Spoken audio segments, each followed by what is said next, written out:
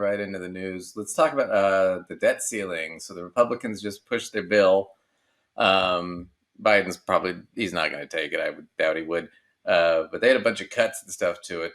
So it's not super popular. I'm not even sure that they get enough Republicans to pass it in the House, but it looks like they passed something. So let's look at what the bill they have going. And this guy, Steve Womack, who's a Republican, is going to comment. But this is CBS News. Reaction continues to pour in on Speaker McCarthy's debt limit plan. While the White House has pushed back against it, many House Republicans are voicing support for the proposal that could be voted on as early as next week. Arkansas Republican Congressman Steve Womack joins us now. He sits on the House Appropriations Committee. Congressman, thanks for taking the time. Where does the debt limit stand inside the House GOP?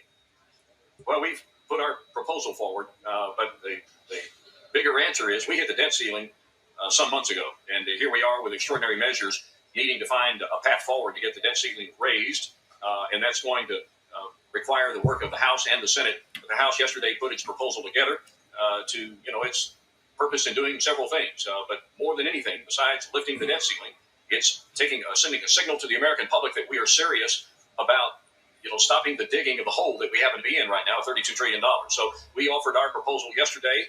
We'll probably vote on it next week. And once it clears the House and gets to the Senate, then the negotiations can then begin. What about Speaker McCarthy's plan? Can he count on your vote all the way? Oh, he's got my vote. And look, he's got the vote, I think, of the majority, a clear majority of our conference. And frankly, I'd be surprised if we don't have 218 votes to be able to push this through the House next week. I think... he doesn't seem that confident to me. How about you? Oh, man. Well, it's, it's not super popular. Because this is the problem. So McCarthy, when he became Speaker of the House, right? Remember, he lost, God, how many times? It was like 20. I don't know. It was something super crazy and embarrassing. Because he had to suck up to the crazy MAGA crowd, and then he had to suck up to the more establishment kind of Republicans.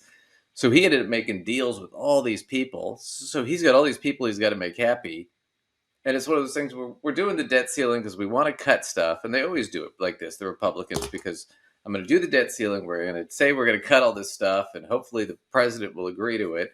And then if the president agrees to it, then when we run for election next time, we're going to say, look what the president cut. Right? And they're going to blame it on him. They always do this. But they didn't really know what to cut. So it ended up getting like crazy stuff. So they're going to cut SNAP, which is the supplement nutrition program, right? So for like elderly people, single parents, stuff like that, this is a big program. It's food stamps. Even just single people that don't make very much, So yeah, they're going to cut food stamps. Okay, so essentially, there's a recession being manufactured, by the Fed. Coming up. By the Fed. Yep. Which, obviously, other parts of the government are aware of. With roughly 2 million people probably be unemployed. More people. Right. So what we're going to do is we're going to make 2 million more people become unemployed, who theoretically are going to need more resources, and instead we're going to take SNAP away. Or defund it or whatever, they're less available. That literally makes no sense. Well, it'll raise crime, death rates will go up. It'll be horrible. But what I said, they're just going to then blame it all on Biden.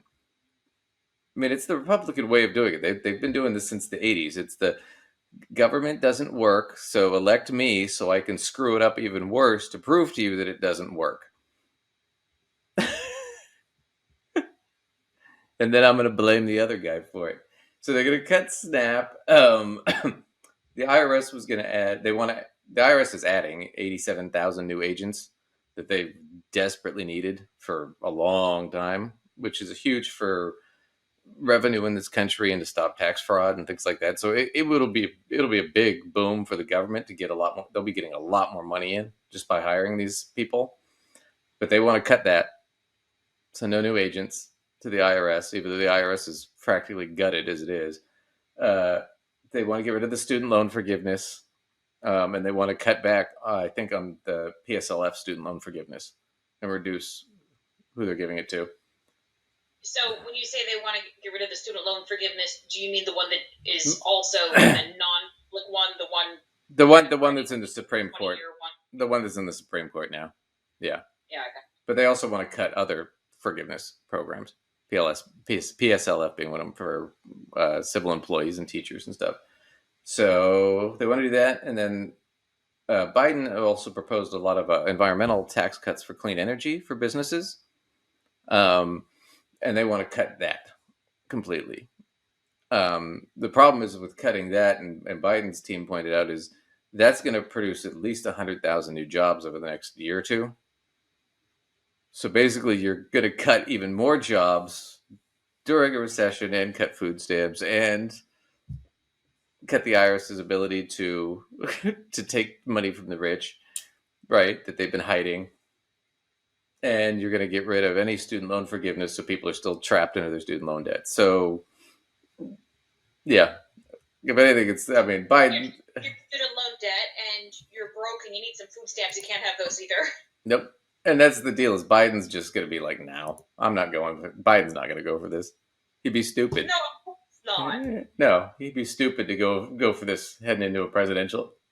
They'd have to drug and blindfold him and somebody be like holding his hand with the pen in it or something to get this thing going through. Well, furthermore, like I said, they're voting on it later this week. So if you're watching this, they might have already voted on it by the time this gets out. But they're voting on it. Did they get it? Did they even get the votes? Because it's not clear that they have the number. And that guy didn't seem real confident on it. So we'll see. We'll see. There's no reason going into any more of his talking points. He's just going to jabber. The other thing I really love is when they bring up we have the 31 trillion in debt. And it's like, okay, that's true, right? But 8 of that was from Trump. So 1/4 of it was from Trump.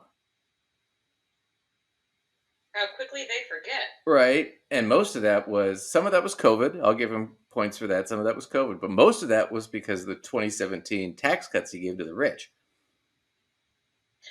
Oh, wait, you mean those tax that happened and the $30 that went into my paycheck, and then for the first time in history, I ended up owing in the thousands at the end of the year when I did my taxes. Yeah, well, thanks, Trump, gave me an extra $30, and then you took way more than that on the other end. And a lot of that's fully kicked in now. So this year, the average person, right, got way less in taxes than they normally did.